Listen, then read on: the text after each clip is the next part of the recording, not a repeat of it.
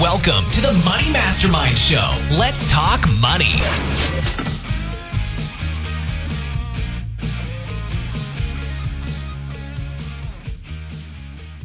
And welcome to the Money Mastermind Show. I'm Glenn Craig of Free From Broke, and I'm your moderator tonight.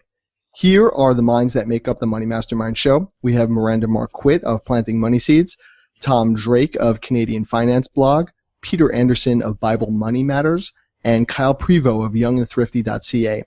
We also have a special guest tonight. We have Amanda Abella. See, I asked you how to pronounce that, and I still messed it up. It's Amanda Abella.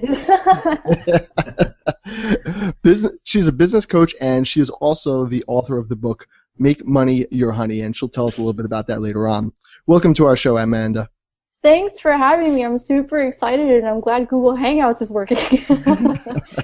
We're glad you're here, and we're glad it's working as well. So today's topic is fixing your money mindset.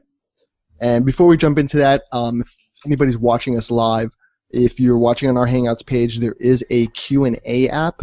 So if you have any questions that are applicable to your money mindset, please feel free to ask them. We'll try to get to your questions. We love to hear questions from our viewers.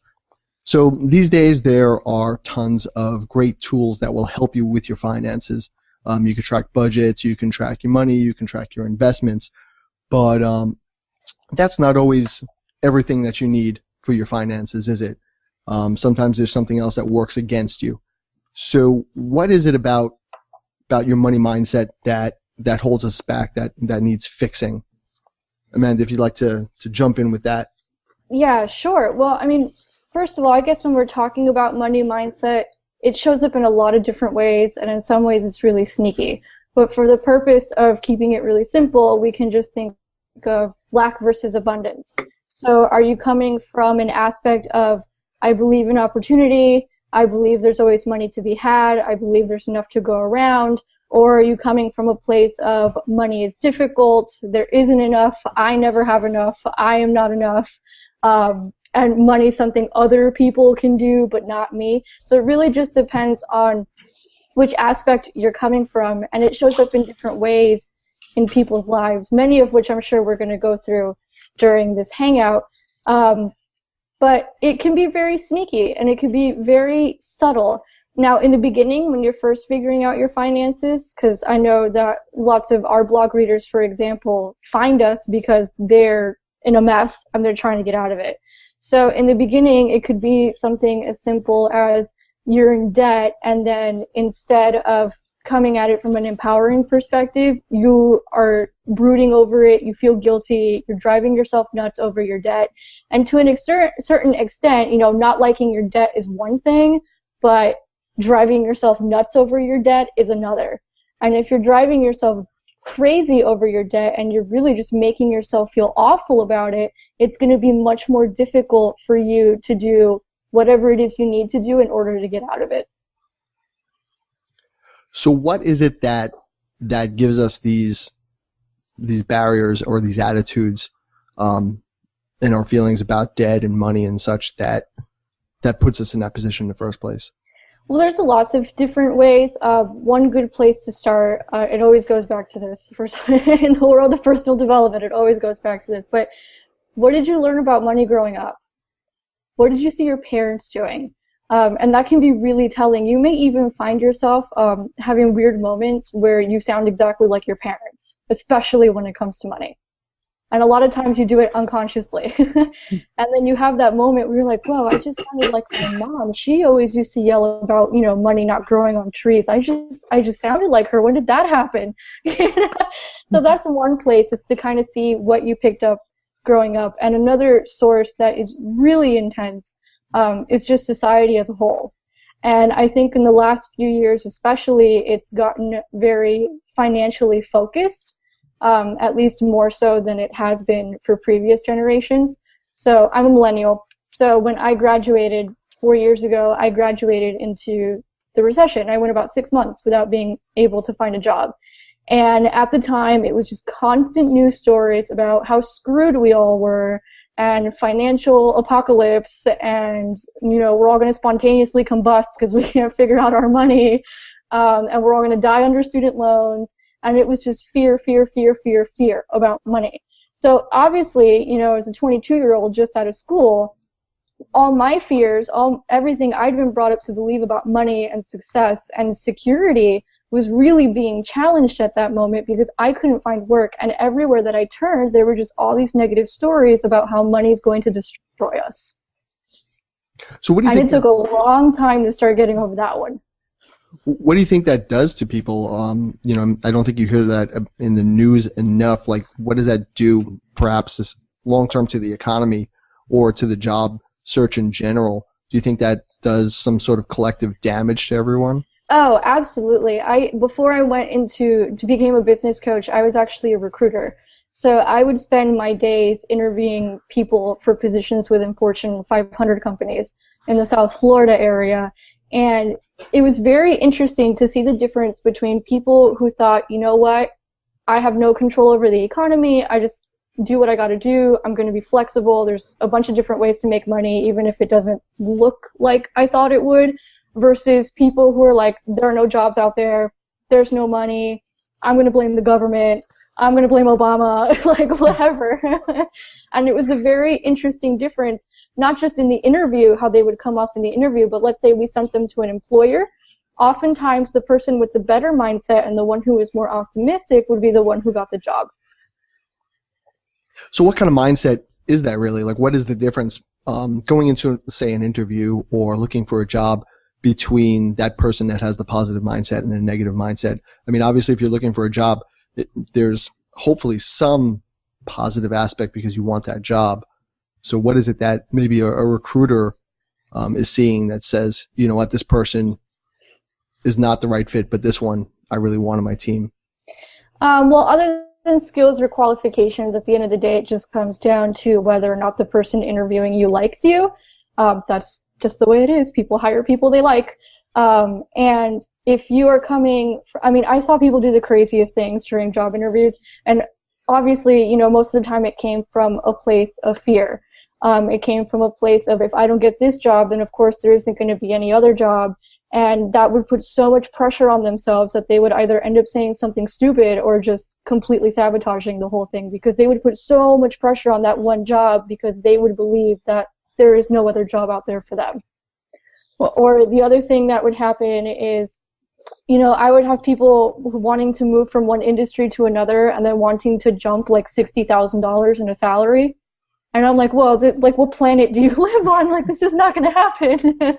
Like, you tell this to a Fortune 500 company and they're going to think you're nuts. But because they're so desperate for that money and they're so desperate to like get out of debt, instead of you can definitely negotiate and you can get the higher salary, but it's one thing to negotiate and get the higher salary, and it's another thing to like be completely out of this world and out of touch with reality. So people are actually expecting to change their industry and get that big a jump up? I saw it happen far too often, honestly. And a lot of that may come back to the fact that, I was a recruiter, so I would understand how the market worked and maybe they didn't. But yeah, I would see it happen, or people, wanting to go into medical sales because they heard that it made a lot of money. But then when you ask them, well, why do you want to go into sales, or what's your previous sales experience, they'd be like, well, I just heard it's cool, and I heard I could make a lot of money. And if a recruiter hears that, you're like, okay, you don't even care about this position. You're just looking at the salary, and you're not even qualified for this. So right off the bat, they're really just kind of going into the whole thing with just misconceptions, and that would be the wrong attitude for them to be going into. They're just going into the attitude of chasing the dollar without actually knowing what it is they're going into. Right, and there were so many people that I interviewed throughout that job who would go for jobs for the dollar. And I remember, but the reality is that you never really know what's going to happen. I remember interviewing a guy, and he used to work for, Washington Mutual, and he did mortgages. And I was like, and Washington Mutual no longer exists and all that kind of stuff. And he was making $400,000 just in commissions. And this is a great story about money mindset and what to do when you have it. He was making $400,000 just in commissions, and he squandered all of it, every single penny. And it's because he thought, okay, well, I'm making all this cash. It's never going to run out. It's always going to be there. you know, the company's throwing all these parties, let me go buy, you know, this car or that house or this, and then you don't even think about, do I even want this car or this house? You know, you're just like spending all the money because you want stuff. And usually when you want that stuff, it's just covering some sort of hole in you that thinks that you are not enough unless you have the stuff. So that's definitely a really negative way that money mindset affects people. I want to get back to that, but we do have a question here from Matt Giovanisi of Listen Money Matters, and he's asking, did Amanda's college offer any education programs about money or help with finding a job out of school? And with that, I would add, you know, is there anything about the school experience, especially as a millennial that's just come out of college more or less, what are they doing to help with people's money mindsets? I went to a really small school that was basically just starting out. So although they had a career center and they do everything that they can, it's one thing to get that kind of stuff in college, and it's a totally different thing to like go out into the real world and actually deal with it. Because for example, in my college, it was like learn how to do a resume or learn how to interview. But then they wouldn't prepare you for, okay, I'm out of the college bubble, I'm in the real world right now. The economy's, you know, down the hole, and I'm 6 months without a job. So I think in college you still kind of have this like bubble container thing that you don't realize what's actually going on until you're out there. In terms of finances, I don't remember a single class on finance in college at all. I hear you, Amanda. I share that as somebody who got out of school. Well, actually, I guess technically I'm still in school with the master's thing, but. Hey Matt, by the way, thanks for the great question. We're looking. The problem with the university system is we're looking at it from a totally different viewpoint than they look at it from. So it all depends on what your value system is. They'll sit there and say, "Whoa, prepare you for life to get a job." That's not anywhere on our priority list as a university. We're here to provide a well-rounded education and to provide learning experiences for the sake of learning. If you get a job because of that, great, but that's not what our primary goal or even a secondary goal is. That's never been in our mission statement. As long as we make money and provide a path to learn, we just have to now communicate that reality of universities to students and then let them and their parents decide if that's a good sort of value statement. Well, and I think part of it too, going back to kind of the mindset too of attending college, is for the longest time, we were all just told, if you go to college, you'll have a job. If you want a good job, you have to go to college, and if you go to college, you'll have a job. And for quite some time, I think up until I'm kind of at the tail end of Gen X, and so pretty much up until about the time I graduated, that was kind of the mantra was, you know, go to school and you'll have a job, and it was just the sort of checklist that you have. If you want to have a successful financial life, you have this checklist, and one of the things that you check off is, you know, get your college degree. And that's really not the way it is anymore. Everything's changing so fast, and there's so many different pathways now. Yeah, and actually one thing that I noticed when I was working in recruiting that would happen with the younger people is a lot of the information that the colleges are working with are not even accurate as to what is going on in the economy. So I would get, for example, finance majors in the office, and they'd been told in school, you're going to make 45 grand right out of the gate, like your first year, just because you have this specific bachelor's degree. Meanwhile, the reality of the situation in 2010, 2011 in South Florida, you weren't going to make that kind of money out of the bat. You know, that just wasn't going to happen. And that didn't even happen before the recession in South Florida. So, I mean, it's a little bit of that, too, that the numbers that the universities are giving the students aren't exactly what's actually going on. So do you think, I mean, you don't want to think that schools are just lying to get people to come in and pay tuition. No, they may be doing like national averages, and the thing when it comes to job hunting especially is that a lot of it depends on where you are. So, you know, Miami, for example, is not a place for finance. You want finance, go to New York. But you're looking for a finance job in Miami. I'll say that they're lying to get kids in seats. Absolutely, universities are a business, and most of their vice presidents will make more than your governors do in the USA, than our premiers do in Canada. Most universities will have 10, 12 people that make more than the president does on their board. And bottom line is that with demographics shifting towards older people and away from younger people, they're absolutely in competition, offering degrees that have low probability of earning an income, but have a lot of student interest. I'll say that. I feel comfortable making that statement. Yeah, I think it might depend on the university. Like the one I went to in particularly was really small, so it didn't have that much of a vibe. But when I worked as a recruiter and I would see, for example, the state schools competing against each other, then I would say, yeah, definitely. Or like the MBA programs competing against each other. I mean, MBAs became like a dime a dozen because they were just telling people, hey, get this MBA, make a ton of money. And lots of MBAs were in my office not making that much money and still not being able to find a job. But the school still got paid. Supply and demand. All of a sudden, there was too much of a supply of these MBAs. Yeah, exactly. That's exactly what happened. It's like 1 in 3 people who walked into that office had an MBA, and they're like, well, I have an MBA. I should be making this much money. And I'm like, dude, half of Miami has an MBA right now. So kind of this, I guess that's sort of an entitlement kind of mindset too, though, this money mindset that you're entitled to a certain amount of something because of whatever. And that was really clear, wasn't it? But yeah, it's sort of entitlement mindset where you say, you know, the world owes me something because of such and such a thing. I'm owed a specific lifestyle. I'm owed a specific level of income because I've checked my boxes. I've jumped through my hoops and I deserve to have this. And I think that's kind of something that, you know, people get hung up on as well. And then when it doesn't work out that way, all of a sudden, you know, everybody's unhappy and they don't know how to handle it. Yeah, they don't know how to handle it, and, you know, they start running and screaming and, you know, the end of Western civilization because I can't get the money, the lifestyle I'm entitled to. Yeah. Well, the interesting with the lifestyle that they think they're entitled to is oftentimes people haven't taken the time to even figure out what kind of a lifestyle it is that they want. Right. Which leads to a lot of financial turmoil. Yes, definitely. That's something I'm really big on, is figuring out what works for you and what makes you happy. And a lot of the thing is like what you were saying before, is they're like, oh, well, I got to have this car. Well, why do you want the car?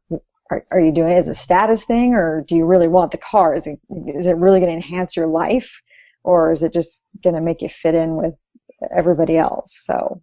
Right. And one exercise I tell a lot of my clients to do, and it's in my book, is, you know, oftentimes when people have out of control spending or they just don't even want to look at it, it's because they're kind of scared to open the bank statements. And I think a lot of us personal finance bloggers started because we were in some sort of a place where a little bit of that was going on. You know, we had to get out of it. So one thing I tell them to do is to, number one, go on a date with their budget. So I literally tell them, like, if you are so uncomfortable looking at your finances, shut the door, hang a do not disturb sign, put on yoga music, light some candles, put on a cute dress, do whatever it is that you have to do, right, to kind of stay in this calm state so that when you go open the bank statements and you're looking at your bills and you're starting to figure out what's going on, you at least have created a comfortable environment so you are less likely to run out the door screaming out of fear. And while you're doing that, one thing I have them do during that particular exercise is to just look at their expenses and figure out, okay, what did I actually enjoy spending money on, and what did I totally hate spending money on? You know, aside from the necessities. You know, what did I like spending money on, and what did I hate spending money on? And that's usually a really good indicator of what it is that you value and the kind of lifestyle you want to have and why you even want money to begin with. See, it's interesting what you're talking about, the colleges and entitlement, because us older folks sometimes look at the younger generations and go, you know, what is it that makes them think that they could get away with just asking for this or wanting this? And it seems like, at least with some of the universities and such, it's not all their fault. And certainly prior generations have told them, you can get this, you can earn this. If you do this, this will happen. And that's certainly changing now. Do you think a lot of it is also that people are chasing jobs just for the money? Oh, yeah. Like their mind, like how many people have just become lawyers or doctors or anything, or worked on Wall Street just for the money, and then when something dries up or they just find that they're not happy overall, that it just snowballs into a whole other big mess. Yeah, I mean, and it's not just with regular employment, it's with business too. I mean, I'll do free coaching calls every once in a while, and every once in a while I'll get the person who says, I want to go into business for myself, I want to make 6 figures off of Google AdSense in the first year. And I'm like, okay, bye, find yourself another coach, because that's not me. And immediately, that's not the kind of person I would be able to work with, because I know where their focus is. Their focus is on the money. And if you're going into business for yourself, or if you're trying to find a career that you actually like, if your focus is just on the money, you're going to have a crisis in like 10 years. And then you're going to be my client. So do you think maybe in the long run, the whole recession and what's going on might have some positive effect? I think a lot of people maybe are hurting now, and they're really kind of looking at their lives and going, what do I really need to do? And what do I, how can I pivot off this and maybe start something new? But it almost sounds like it's a purge of sorts. Yeah, I mean, it's a purging of old ways that just kind of weren't working anymore. The economy as we knew it is over. And if you're still waiting for it to go back that way, it's not going to happen. Sorry to tell you, it's just not going to happen. So one thing, this actually came up in an interview I was doing last week, and I had mentioned how, while I was working as a recruiter, I would get people, in their 40s, for example. They'd be like, oh, I really want to start my own business. But because of the recession, now instead of asking ourselves that question at 42, people are asking themselves that question at 22. Because they're realizing, well, I don't have any other avenue for a regular job. If I do get a regular job, chances are I'm going to be underemployed, which has happened a lot in the younger generation. Why don't I just make my own money? And that's how it started for me, honestly. Like, after 6 months without a job, I was like, why don't I just figure out how to do this on my own? So I think we've gone into a little employment here. We've veered off maybe just we're talking about the money mindset, but just regarding that. So maybe you mentioned lack versus abundance. Let's talk about the fear of money. What is it about money that people fear?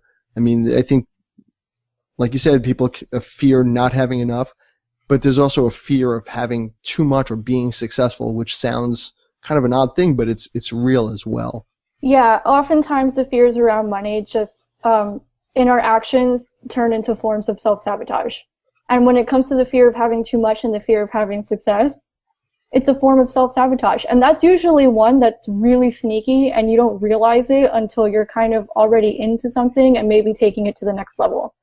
Like, for example, it's something I've seen in some of my clients, like they've been in business for a while, they're starting to make money, now they're going to a new level, and all of a sudden these fears that they didn't even know they had about money and about success and about work start coming up. And you're like, wait, I thought I dealt with that a year ago. So that's a really sneaky one, and the more you evolve, the sneakier they're going to get. So you kind of just have to be on point. Now, in terms of, lack and thinking that there's never enough, I've come to realize that in the world of personal finance, there seem to be like 2 camps. And, and personal development especially, you have the camp which is, penny pinching, money doesn't grow on trees, let me hoard everything, I can't possibly spend a dime on myself, God forbid. I can't even enjoy money. And then on the other extreme, you have the universe is going to repay me, let me just stare at a $100 bill on my wall and it'll just magically appear in my bank account. So there seems to be like these 2 crazy extremes, both of which are a form of self-sabotage, because both are not grounded in the reality that, yes, you can be a good steward of your finances and you can enjoy money, but there is a reality that, we have to budget. Like, we got to do it. There's no way around it. We live in this world. So to go back to the question of how the fears, those 2 particular fears affect us, if you're in the penny pinching lack mentality, you're not going to spend money on yourself. If you do spend money, you're going to feel like crap doing it. You are going to be extremely fearful of doing anything with money, really, because you're constantly going to be thinking that there's never enough. And usually if you're in that stage, what you start to realize is what you think is what you get. So if you keep thinking that there isn't enough, you're never going to make enough. People who stay in that mentality and want to make more money have a really hard time actually making more money, because they think there's not enough money for them. Now, if you're in the other camp and you're like, the universe is going to repay me and let me go stare at this $100 bill, you're just not even grounded in the reality of having to deal with money in this lifetime. And that leads to like overspending and all these other different things. So it's not so much that that you have to, like you said, just hope that the universe is going to repay you. That's not what you're saying. But you do have to have the intent that I can make this money, I can do well with my money, I can take care of this. And then when you have that mindset, things happen for you. It opens up doors for you. Yes, that's exactly what I'm saying. So oftentimes, one way to start becoming more comfortable if you're really scared about money and you're really scared about even opening up your bank statements is to kind of see it as a form of taking care of yourself. So, I mean, we go to the gym to take care of ourselves. We go to the doctor to take care of ourselves. We hang out with our families as a form of taking care of ourselves. We take care of every other area of our lives in order to nurture ourselves and take care of ourselves. Money's no different. If you're not taking care of yourself, how are you going to take care of other people? So if you come at it from the perspective of, I'm doing this because I value myself and I care about myself and it's something I need to do for me, it's a lot easier than thinking, I don't have enough, I'm not enough, I'm always going to be in this debt, I'm never going to get that job, I'm never going to make money doing what I love. There's just so many different stories that there's so many different ways we can go with this. But really, in order to combat any story at all and really just start looking at what is going on, you can start looking at it from a perspective of, let me take care of myself. Let me do this because I care about me. So where do we start in doing that? I mean, I think you mentioned budgets, but even a budget isn't necessarily a mindset. That's just a great tool to perhaps jump into it. You know, where do we get going to where do we flip the switch to say that this is a healthy thing that I need to be taken care of, and how do we change that? Well, usually what ends up happening is if we are freaking out about money, there's some sort of part inside of us that thinks we are not enough, or we are not worthy, or we are not valuable enough to figure this out. So this is an exercise actually by one of my favorite authors, Kate Northrup, and she's also a personal finance expert. And a lot of people actually do this exercise for different reasons, but it works with money as well. And if you can just think, you know how people do gratitude for, you know, I'm grateful for the roof over my head, I'm grateful for this bed that I sleep in, I'm grateful for the food on the table. That's a really great place to start. But if you really want to make an impact, start thinking about reasons you are grateful about yourself. Well, how did you provide value into the world that day? What can you give yourself kudos for that day? And by doing that, you kind of start training your subconscious mind of, I am worth it, I am valuable, I am worthy of figuring this out. It doesn't matter what my bank account says when I open it, I'm going to be able to figure this out because look at all this other amazing stuff I've been able to do. Well, I think part of it too, like on a more practical level, there is a book written by excuse me, there's a book called Scarcity, and it's written by a Harvard economist. And he points out that one of the problems with the money mindset that you end up with in scarcity is that, you know, you get to this point where you have too little money and you have to make all these decisions about what are you going to do with your money and where can you put it. And then you start making short-term decisions that can damage you long-term. And so from a more practical standpoint, the scarcity mindset actually hurts you long-term in the big picture because you are so focused on, you know, short-term results because of where you're at right then. And so kind of moving beyond that is really difficult from a practical standpoint, I think, unless you can sit down and really look at your situation and find ways to address that. I mean, looking at it, you know, just kind of from that sort of a standpoint, this is just really interesting when he talked about it. He said time and money are both two things that we tend to run out of and make poor decisions about as we start running low on things. It's Yeah. interesting. Oh, go ahead. I was going to say, it's interesting how you're talking about scarcity, and I'd like to look at this book to read more into it. But, you know, we wonder how people get involved in all these financial scams Why do people spend so much money on the lottery? It's this, maybe the scarcity, like I need to do something in one big jump. I need that one thing that can get me out of this once and for all. And I think it ties into that a little bit. Yeah. Oh, yeah. Really, it's more about looking at, the little steps you can take to try and start making progress in one area at a time, so that you can, say, well, here's one area I need to work on and move from there, because trying to fix it all at once just turns into a mess. Yeah, and when you're really trying to come from that perspective of even that can seem really difficult for people, because it's really easy in the world of money and personal finance to basically start berating ourselves. I think in the world of personal finance, there may be a lot of finger wagging. Not in the FinCon crowd, but everyone's very supportive. But maybe more like traditional personal finance. Shame on you for getting into debt. Shame on you for not making more money. Shame on you for not having that house. Shame on you for not having that Mercedes. There's a lot of that. So if you can kind of become aware of that and kind of say, you know what, I'm still going to do this. I'm still going to deal with it. I'm going to be nice to myself. I'm going to be gentle with myself as I start figuring this stuff out. It makes a really, really big difference. Otherwise, you're just going to end up in the same circle over and over again. We have another question from Matt Giovanisi, and he was speaking to Mr. Money Mustache. For those of you who don't know him, go check him out. He's got some great great stuff out there. But he said he was speaking to him, and he said that the mindset about money in Canada was different when he was growing up. Canada is certainly a big country, so I don't know if it's the case everywhere, but he says it was ingrained in him to not live beyond his means and to not put so much value on material things. Is Canada that different?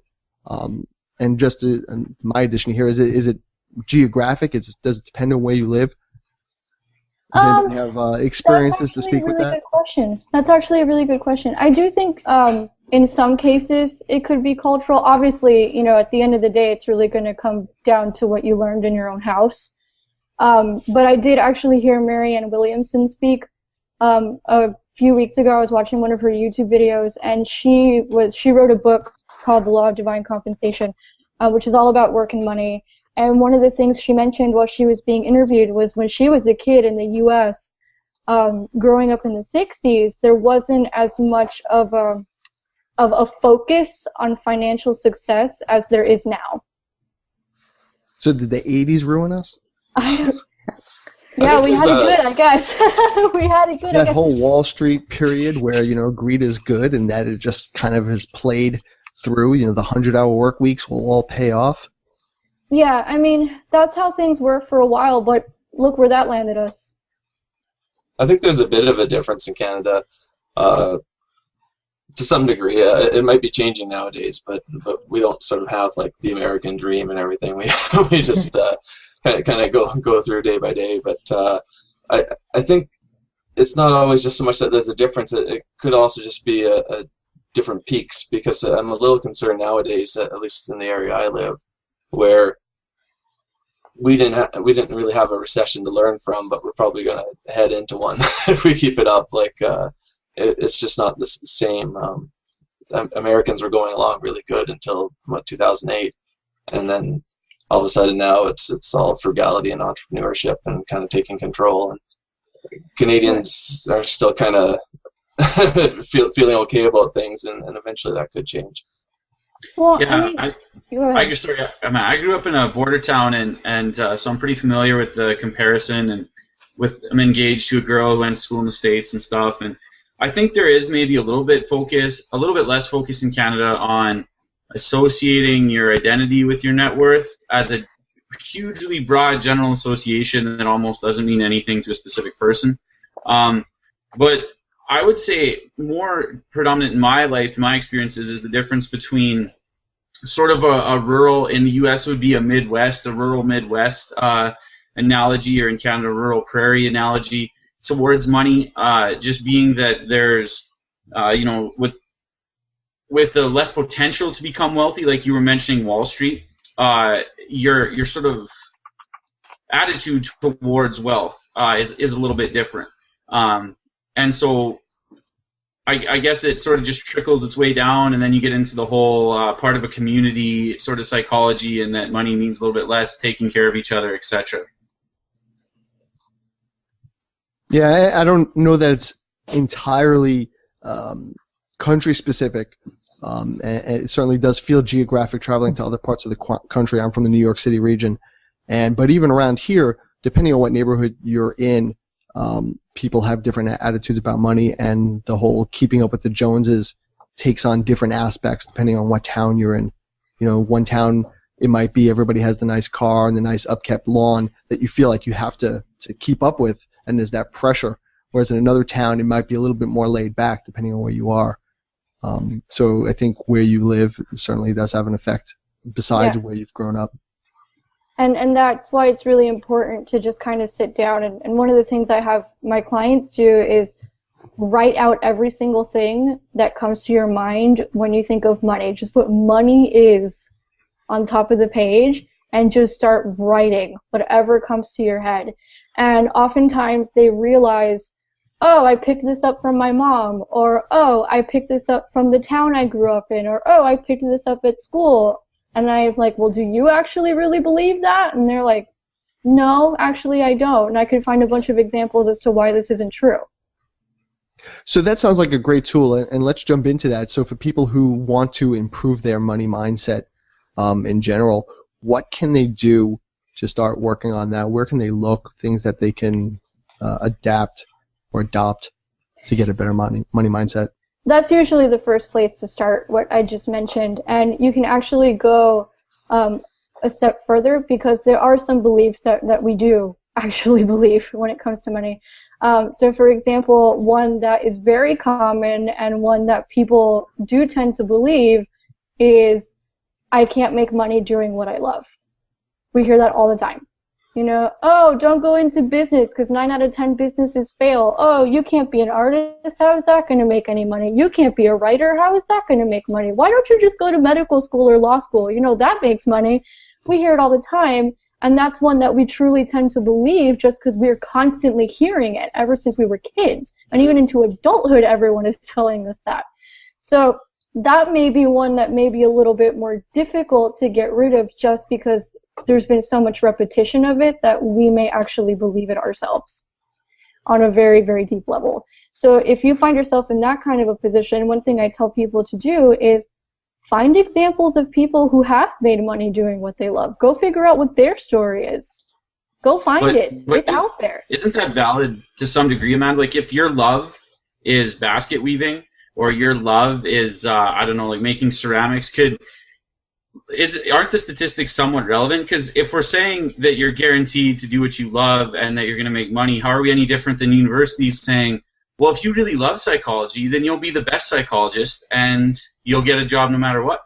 That's a really interesting question. A lot of times when it comes to business, I've fervently believed that it's not even necessarily what you do, it's whether or not you can sell it, and whether or not you can market it, and whether or not you know how to run a business. Now, having a passion and knowing how to run a business are two totally different things, right? That being said, when you're learning how to run a business, a lot of that money mindset stuff is going to come up. And one that happens is, ew, sales is gross. Only car salesmen do that. And that's something that you really got to work past. And I think also there's this false thing, or maybe to put it better, people misjudge what they love and how much they love it. So, like, let's say basket weaving, right? They say, oh, I love basket weaving. I'm going to open up a basket weaving store. You know, they put a couple of baskets together. But do they really love it? Like, to what extent? And you listen and read up on people who really have a passion for what they do, and you realize that their passion, what they love, is at a level that's so much different from maybe what you're doing. You know, there's a difference between loving something and then living and breathing it. And I think a lot of people maybe don't do that. So when they're trying to follow the passion that they have, it's not really a passion as much as they think it is. They're not jumping into it as deeply as they think they should be. Yeah, and I actually think another thing that happens, again, talking about the basket weaver, is this happens a lot in the world of entrepreneurship, that you think because it's basic to you, then it must be basic to everyone else. So why would you charge for it? And that's a huge mistake, because at that point what's happening is the business owner isn't valuing what they're putting out into the world. And if you don't value it, who's going to pay you for it? So again, it's our psychology about money that's yeah. us. So we've talked a lot about... I'm sorry, go ahead, Peter. No, I was going to say, it kind of brings up this point of how we create barriers for ourselves when it comes to money. We come up with excuses, or we come up with reasons not to do things as opposed to reasons to do things. Ramit Sethi on his site talked about how he thinks the source of 95% of the barriers to success is ourselves. It's what is in our own heads, the things that we think, and the reasons we come up with not to do things. And he talks about how you need to, at first, just realize that these passive barriers that are there, they're there first of all, and that they're stopping you from doing things. Like, for example, if you're applying for a job, maybe you don't meet 100% of the qualifications, so maybe you don't send in a resume for that job when you may have fit what they were looking for that job. Or, like she was saying earlier, you're an entrepreneur, you think something is something that everybody knows, and you're not going to charge for it, but maybe it's not. You could have charged $100 to sell an ebook about that topic or something. So we create these barriers in our head for reasons not to do things and not to move forward with certain projects. So we've talked a lot about the money mindset in general, and some tools and how it affects us and whatnot. So what I'd like to do is sort of wrap things up here, and we'll go around and just get a final word on everybody about the money mindset and basically how it affects us in our personal finances. Kyle, if you don't mind, what's your final word on money mindset? I guess my final word would be, much like Amanda was saying, to strike a balance between positive thinking and reality with statistics and numbers. And there's a great RSA animate on the topic. I'm not sure if anyone's ever seen that, where they're drawing on the whiteboard to a TED Talks. And it's called Smile or Die by Barbara, and I'm probably going to butcher this last name, but Ehrenreich. So if you Google Smile or Die, it's a really cool sort of thing on balancing the mindsets. And Miranda, what's your final word on money mindset? So I think one of the keys to developing a healthy money mindset is being able to step back and look at the big picture. I think too often we get stuck in this idea of things are always going to be like they are right now. I know just with my moving experience, there were some days when I was like, I will never be done with this move. I will be here forever, and it will suck forever. And I'm coming out of that already, but because there's small amounts of progress being made. And so I think one of the big keys is to take a step back, look at the big picture, and realize that you won't be in this place forever, and that eventually you'll move forward. And I think that's a big part of it. Tom, what's your final word on money mindset?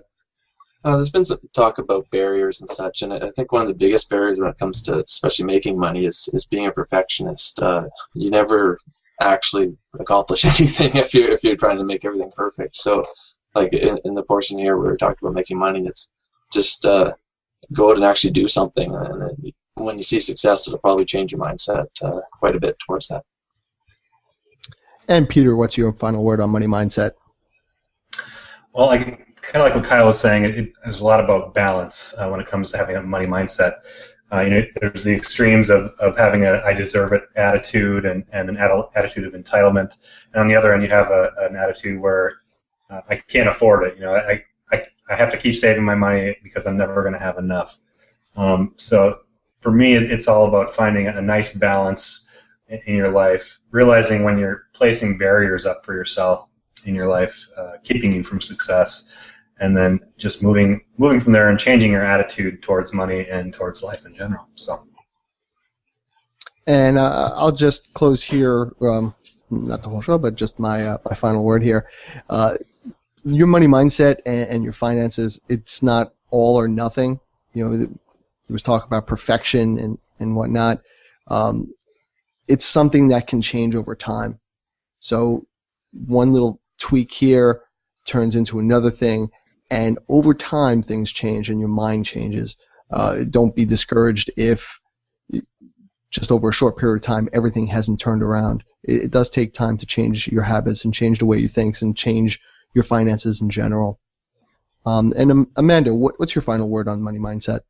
Just to go off of what you were saying, at the end of the day, when it comes to money mindset and just personal finance in general, it's more progress, not perfection. Like you were saying, it's not going to happen overnight. And there's still going to be moments where, you think you got this down and you're going to falter, or something new may come up and you have to deal with it. And just kind of take it as a lesson learned. And when those moments do happen, don't be so hard on yourself. So, for example, last week, I actually just wrote a blog post about this because I had to get like all these dental procedures done that were not covered by insurance.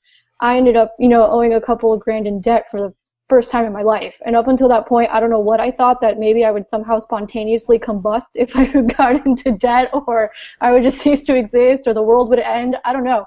But I'm still here. And on my blog, I basically said, you know what? I didn't have enough money in my emergency fund, but rather than sitting here and complaining about why the government can't figure out affordable health care, or why insurance companies are evil, or rather than complaining about all of this stuff, I'm going to sit here and I'm going to tell you what I'm going to do to get out of this. And I think even taking that kind of a stance is key, because you go from a place of being a victim to a place of empowerment and a place of being able to be open to the solutions around you. So know that, you're not going to be perfect, you're going to falter, and it's totally okay. It's just when those moments happen, don't treat yourself like a victim and don't be hard on yourself. Just figure out, put one foot in front of the other. That's it. That's all you got to do.